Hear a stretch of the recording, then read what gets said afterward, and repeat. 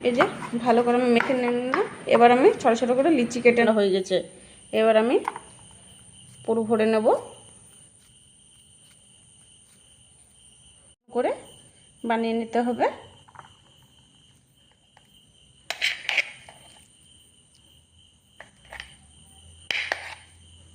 এবার 1 চামচ আমি পুর দিয়ে দিলাম।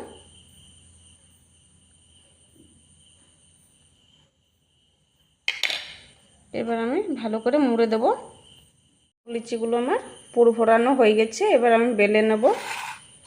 এই একটা চাখে নিয়েছি। এবার অল্প নিয়ে নিচ্ছি আটা। এবার আমি বেলে নেব। বেলে নিয়েছি আমি। এবার আমি আরেকটা বেলে নেব। তাওয়া চাপিয়ে দিয়েছি আমি। তাওয়াটা গরম হয়ে গেছে। এবার রুটিটা দিয়ে দিচ্ছি। বন্ধুরা আমার আলু ভরা পরোটা আমার সবগুলোই হয়ে গেছে। বন্ধুরা কতটা নরম হয়েছে দেখো, সফট। এই যে খুব সুন্দর, মুখে দিলে মিলিয়ে যাবে। বন্ধুরা ভিডিওটা ভালো, তোমরা এইভাবে করে একবার আলু ভরা পরোটা বানিয়ে দেখো, খেয়ে যে কতটা সুন্দর লাগবে।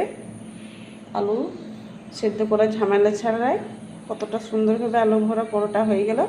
বন্ধুরা ভিডিওটা ভালো লেগে থাকলে লাইক, শেয়ার, সাবস্ক্রাইব করে দিও। কমেন্ট করে জানিও কেমন হয়েছে বলে।